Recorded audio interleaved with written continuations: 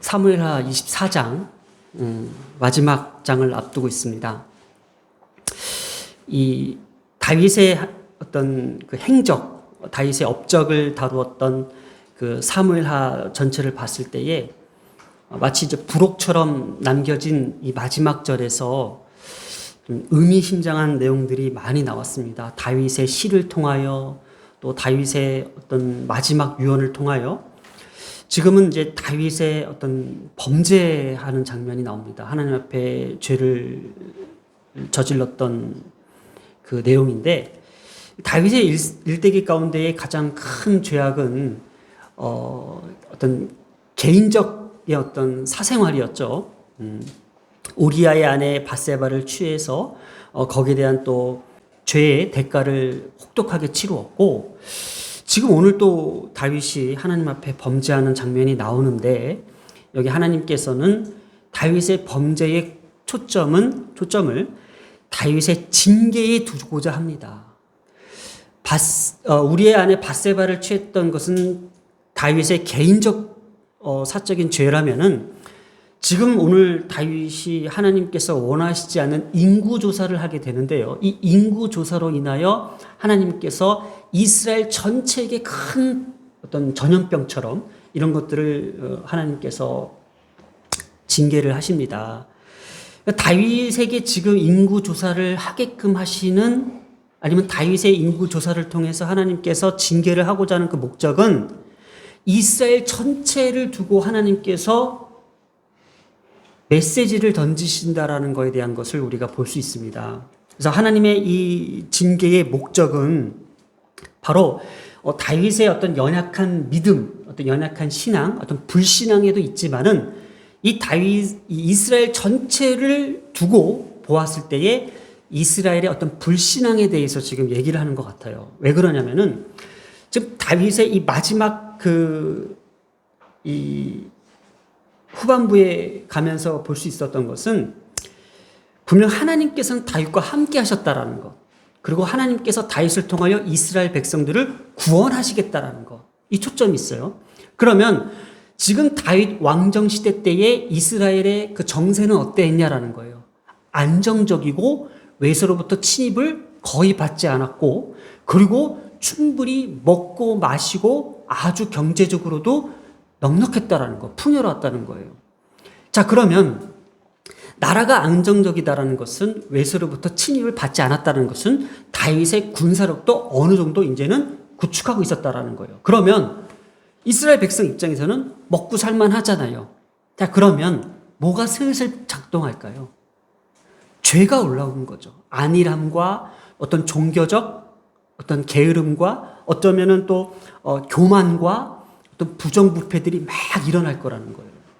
이때 드디어 하나님께서는 얘네들이 또 시작이구나. 우리가 사사시대, 우리 사사기를 하면서 제일 많이 들었던 게 뭐예요? 이스라엘이 좀 하나님께서 살게 했더니 어떻게 죄를 지어요. 그리고 하나님께서 징계를 해요. 그러니까 다시 하나님 앞에 못 살겠으니까 회개를 해요. 그래서 하나님께서 그 회개를 들으시고 또 회복을 시켜줘요. 그러니까 회복을 시켜주니까 좀 살만하죠. 그러니까 또 하나님께서 하나님 앞에 범죄를 해요. 징계를 하세요. 회개를 해요. 그리고 또 회복을 주세요. 이 계속 구속사의 사이클, 이것이 반복되는 것이 사사기라고 했잖아요. 좀 이스라엘도 그게 보이는 거예요. 그래서 사사시대 때 도저히 안 되니까 어떻게 해요? 제발 우리에게도 사사 말고 왕을 주소서 하는 게 부르짖었던 이스라엘 백성에게 사울을 주셨고, 사울, 니네들이 원했던 왕을 줬어 했더니 뭐예요? 이 왕이 또 타락을 하다 보니까는 또 무너지고. 이래서 하나님께서 안 되겠다 해서 예수 그리스도의 구속사의 예표인 다윗을 기름 부어서 세우셨던 게 사무엘 하예요. 그러면 이때도 다윗을 통하여 하나님께서 신실한 의의 종을 세워서 이스라엘을 진짜 아주 아름답게 만들어 가시는데, 그럼 여기에서 더 하나님 앞에 감사하고 겸손하고 무릎 꿇고 하나님 앞에 회개하는 마음으로 살아야 되는데 아닌 거예요. 역시나 다를까 환경이 이들을 이렇게 죄로 몰아갔는지 하나님께서는 이들의 죄를 징계하시기 위하여 지금 계획하고 있다는 걸 보여주는 게 바로 사무엘하 24장입니다. 그래서 하나님의 징계의 이 목적에는 이스라엘 전체가 가진 이 불신앙과 하나님에 대한 경시, 하나님을 그 말씀을 경시하는 거, 하나님의 말씀을 믿지 않는 거예요. 따르지 않는다라는 거, 종교적 부패까지. 그리고 이스라엘을 범죄를 징계하기 위해서 지금 누구를? 왕을 치는 거예요. 너희들이 지금 왕만 믿고 있지, 다윗이 잘해서, 다윗이 지금 정치를 잘하고 경제를 잘 일으켜서 다윗이 잘한 것 같지? 다윗을 내가 한번 무너뜨려 볼게. 그래서 다윗을 통하여 지금 하나님께서 경고하시고자 하는 그 섭리가 있고요. 바로 이것이 지금 연대기적으로 봤을 때도 하나님의 구속사의 그 원리들을 지금 예언적 메시지를 던지고 있다는 거예요. 그래서 인간의 범죄, 하나님의 징계, 인간의 회개, 하나님의 이 회복의 과정들을 또다시 하나님께서 상기시키시려고 하는 그 목적이 있다는 거예요. 그래서 지금 심판과 회복의 모든 과정에서 18절에서 25절에 나옵니다. 18절에서 25절에 다윗이 하나님 앞에 번제를 드립니다. 죄를 용서해달라고. 내가 이제까지 하나님 앞에 잘못했던 것들을, 인구조사했던 걸 잘못했습니다 하고 다윗이 제단을 쌓는 것으로 하나님께서 다시 다윗을 회복시키십니다. 그래서 죄악에 사로잡힌 인류를 위해 속죄물로서 예수 그리스도를 우리 가운데 오셨기에, 하나님의 그 계획 속에서 예수 그리스도의 강림의 필연성을 가지고 보여주셨기에 다시금 다윗을 통해서 이러한 구속사의 관점으로 펼쳐주시기 위해서 이 사무엘하 24장을 이렇게 목적하고 있는 게 아닌가를 다시 한번 우리가 알게 됐습니다. 그래서 이 다윗의 이 범죄의 발단은 이렇게 됩니다. 자, 인구조사를 시행하는 것은 하나님께서 허락하신 그 영토를 더 넓혀서 더 많은 부를 축적하려고 하는 것이 아닌가에 대한 의심을 갖게 한다는 거예요. 자, 보세요. 조금 전에 얘기했죠. 다윗이 집권한 때에 외세로부터 침략을 거의 받지 않았고 오히려 다윗이 집권하면서 블레셋을 밀어냈어요. 안정적인 그 정책을 펼치면서 백성들이 외세로부터 공격을 받지 않는 게 뭐예요? 양식을 약탈당할 일이 없잖아요. 그러니까 재산권을 보호할 수 있는 거잖아요. 그러니 이제 인구조사는 뭐예요? 다윗이 인구조사하는 것은 하나님께 주셨던 그 땅을 다시 찾았잖아요. 그 다윗 왕정 시대 때에. 더 나아가 인구조사를 하는 것, 여기 보면은 성인 남성을 조사하라는 거예요. 노인과 어린아이를 제외한 성인 남성. 전쟁에 가담할 사람을 조사하라는 것은 지금 이 자기의 어떤 군사력을 측정해서 이 군사력을 과시함으로써 더 나아가 더 넓은 영토로 뻗어나가겠다는 어떠한 의지가 보였다라는 것에 대한 죄를 얘기하는 거예요. 그래서 인구조사를 통해 자신의 군사력이 얼마나 막강한지를 파악했던 것, 그리고 이 일을 통해서 인간적 자랑과 과시욕구에 나라를 더 부강하게 다스리는 자신의 권력을 나타내라는 마음이 개입하지 않았나라는 것을 우리가 의심할 수 있다는 거예요. 그래서 1절에서 하나님께서 다윗을 격동시키사라고 나옵니다. 하나님께서 다윗을 격동시키사, 여호와께서 다시 이스라엘을 향하여 진노하셨다고 그랬죠. 지금 하나님께서 이스라엘을 향해서 진노하셨죠. 그들을 치시려고 다윗을 격동시키사, 이 격동시키사는 것은 찌르다라는 의미를 지니며 누군가의 마음을 미혹하거나 화가 나게 함으로써 올바른 판단을 하지 못하게 한다는 의미를 갖고 있습니다. 그래서 이 모든 사건의 주체가 되시는 이 하나님의 섭리적 관점에서 봤을 때는 그냥 이 표현은 히브리적 관용적 표현으로서 우리가 볼 수 있고, 다윗에게 하나님께서 인구조사를 해서 너를 죄를 짓게 만들 거야 하는 그 죄를 조장하셨다라는 표현으로 쓰는 것은 옳지 않다라는 것이고, 하나님은 이스라엘을 징계를 하기 위해서, 이스라엘을 심판하시기 위해서 그동안 다윗이 품고 있었던 그 마음들이 조금 전에 얘기했던 좀 더 군사력을 강화시켜서 내 세력들을 더욱더 확장시켜서 좀 더 진출해 볼까라는 어떤 그런 인간적 왕으로서의 그 야망들이 평소에 다윗에게 지니고 있었다는 것을 하나님께서는 그 다윗의 마음을 지켜주시고, 그 마음을 야 다윗아 그렇게 하면 안 돼, 다윗 그건 아니야 라고 깨닫게 하시고 관건하시고 관건적으로 이끄신 것이 아니라, 그래? 너 어떻게 하면 보자. 우리가 아이들 이렇게 하다 보면은 분명히 저거 쏟을 텐데 그럴 때 이러잖아요. 한번 쏟아봐야지 알아. 이렇게 얘기를 하잖아요. 그렇듯이 그 쏟을 텐데 쏟음을 잡아주는 것이 아니라 그래, 한번 쏟아봐. 한번 혼나봐야지, 한번, 다음부터는 안 그러지. 이런 것처럼 하나님께서 다윗의 평소의 그 마음들 속에서 그냥 하나님께서 그래, 내가 널 징계할 거야. 인구조사 한번 해봐. 라는 식으로 이게 히브리적 어떤 관용적 표현을 썼던 것 같아요. 하나님께서는 징계하신다고 했잖아요. 그래서 우리가 사무엘하 7장 14절에 보면은 나단 선지자가 하나님께서 다윗에게 이제 약속하시기 위해서 하나님이 나단 선지를 통해서 내가 앞으로 다윗을 이렇게 지킬 거야. 다윗을 내가 이렇게 할 거야 라고 너가 가서 전해라 할 때 나단 선지자가 다윗에게 이런 말을 합니다. 나단 선지자를 통한 약속입니다. 나는 그에게 아버지가 되고 그는 내게 아들이 되리니 만일 죄를 범하면 내가 사람의 매와 인생의 채찍으로 징계하려니와, 이런 말이 나와요. 하나님께서는 내 약속된 자녀에게 나는 너의 아버지가 되고 너는 내 아들이 되는데 너가 만약에 잘못된 길을 가면은, 너가 죄를 범하면은 내가 사람의 매와 인생의 채찍으로 너를 징계해서라도 너를 내가 절대로 포기하지 않고 바른 길로 갈 거야라는, 이 하나님께서 다윗을 향한 이 징계에 대한 의미가 이런 뜻인 거예요.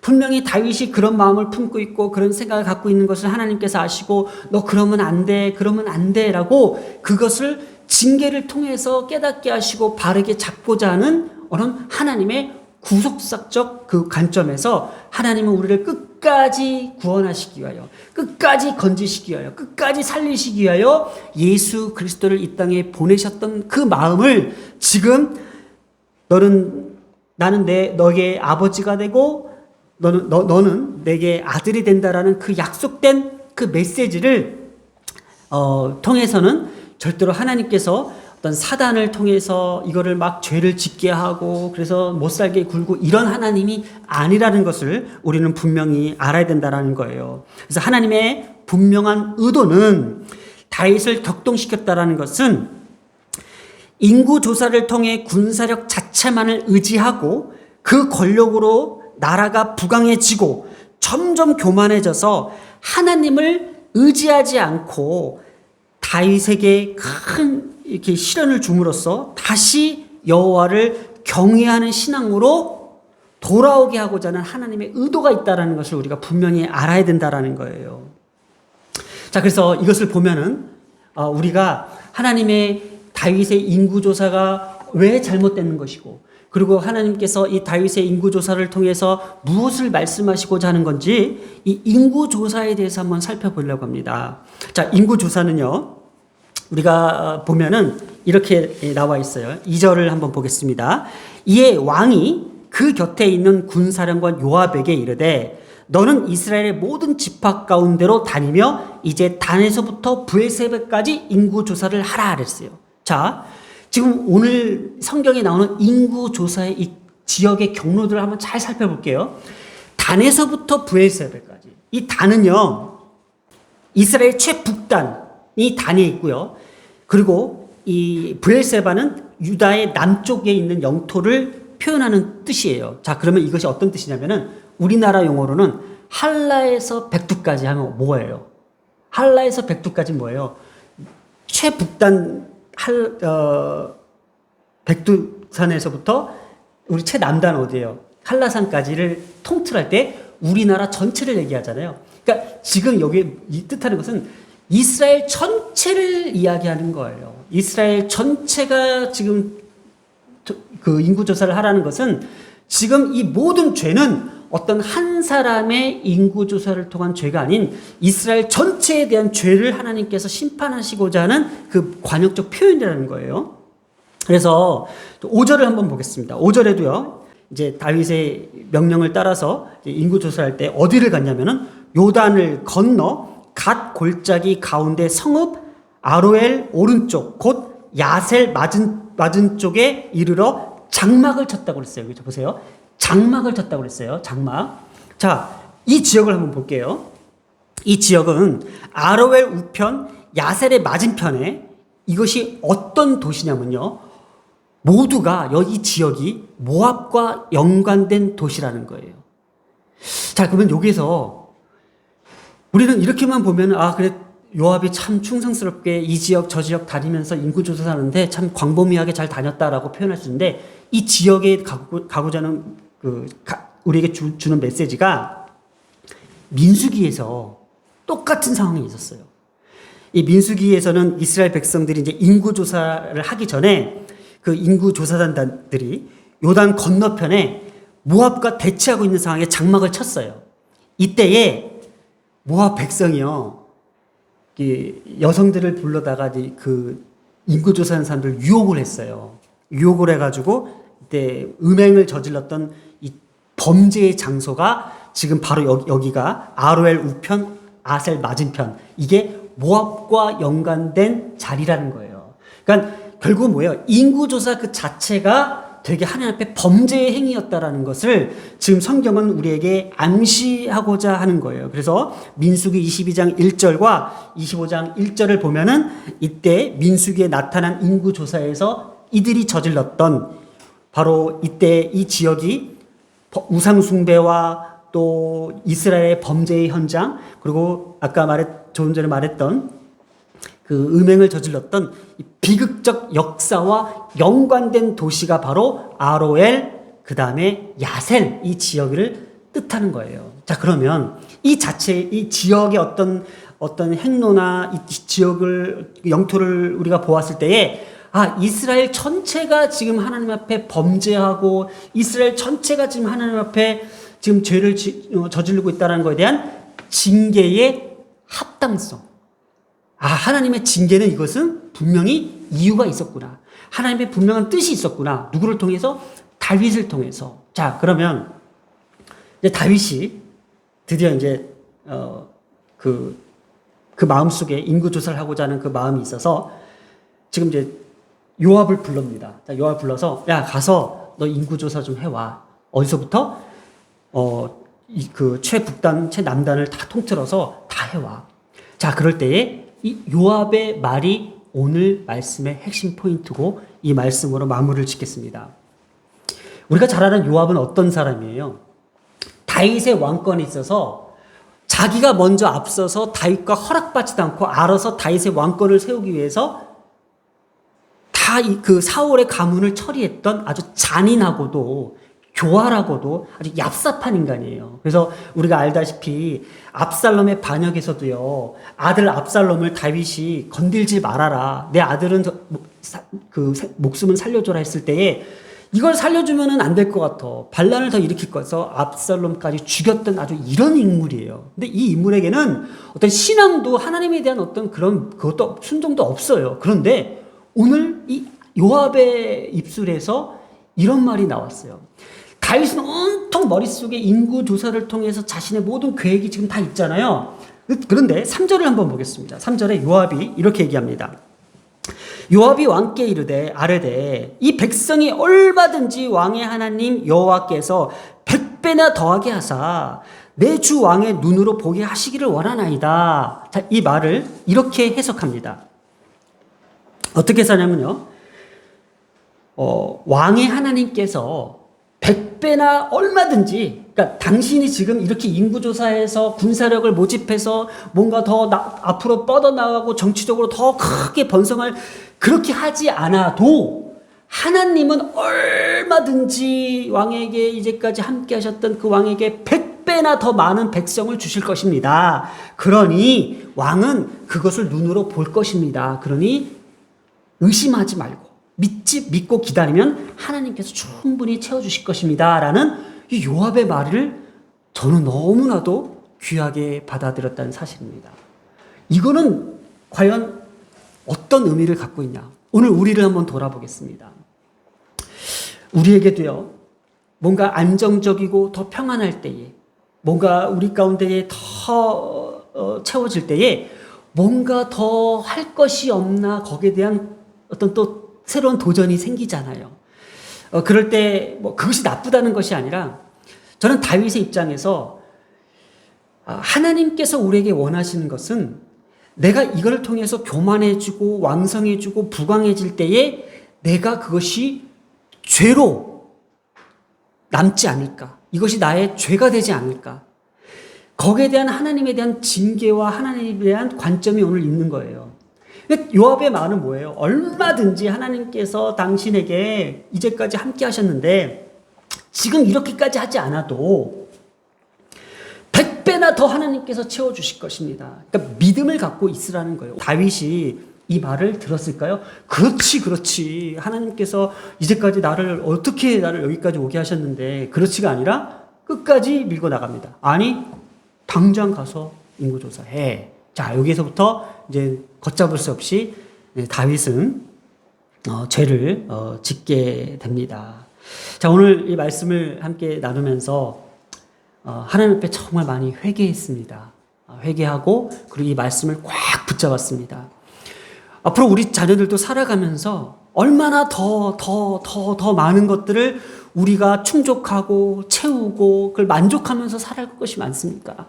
그럴 때마다 하나님은 우리에게 부족함 없이 채워주시고 우리와 함께 하시고 우리를 붙드시고 또 우리에게 주셨던 그 많은 수많은 말씀들을 우리가 붙잡고 기억하면서 이 말씀을 좀 믿었으면 좋겠어요. 그래, 누구는? 나의 하나님은, 나의 아버지 하나님은 얼마든지 내게 100배나 더 나를 만족하고 채워주실 거야. 그래서 세상이 갖고자 하는 그런 욕심보다도 우리가 하나님의 말씀을 붙드는 그 열망이 더 우리 가운데에 있기를 소망하면서 오늘의 메시지를 한번 이렇게 보겠습니다. 얼마든지 여호와께서 100배나 더하게 하사. 이게 말씀의 문구 그대로를 가져왔습니다. 여호와께서 100배나 더하게 하사 지금 우리가 고민하고 갈망하고 소원하고 계산하는 모든 것들을 어떻게 해요? 눈으로 보게 하실 것입니다. 비록 이게 요압에 나온 말이지만은 성경은 오늘 우리에게 또 우리 자신에게 이 말씀을 통해서 다시 한번 강조하고, 그러니 우리의 눈이 어디에? 하나님의 말씀을 보는 데에 떨어지면 안 돼요. 이스라엘 백성의 죄는 하나님의 말씀을 순종하고 하나님의 말씀 율법을 지키고자 하는 어떤 그런 열망보다도 인구 조사를 통해서 자신의 셈법, 자신의 계산을 가지고 얼마든지 뭔가 더 추진해 보려고 했던 그 욕심 때문에 하나님은 나를 봐라. 내가 너를 100배나 더 세워주겠다라고 하는 하나님의 메시지입니다. 우리가 이럴 때일수록 하나님의 말씀을 더욱더 집중하고 하나님의 말씀을 더욱더 무겁게 여길 수 있는 우리 모두가 되기를 소망합니다. 기도하겠습니다. 왕의 하나님께서 왕에게 100배나 더 많은 백성을 주실 것입니다. 그러니 왕의 눈으로 보게 될 것입니다. 라는 이 요압의 말을 다시 한번 우리가 집중하기를 원합니다. 하나님, 부족한 우리의 마음과 생각들이 너무나도 어리석었음을 이 시간 회개합니다. 하나님이 주시는 것에 대한 감사와 하나님이 허락하신 것에 대한 분명한 목적과 하나님께서 내게 펼쳐주시고 채워주시는 그 놀라운 섭리와 은혜들을 너무나도 경홀히 여기고 내 생각과 내 셈법과 내 계산대로 내 목적대로 이루려고 했던 그 생각을 이 시간 내려놓게 하심을 너무나도 감사합니다. 하나님의 말씀이 살아계시기에 오늘도 그 말씀 하나하나가 내 삶을 찌릅니다. 하나님, 이 말씀을 통하여 이 말씀을 의지하고 붙들며 평생을 살아갈 수 있는 우리 모두가 되기를 소망하며 이 모든 말씀 우리 주 예수님의 이름으로 기도드렸습니다. 아멘.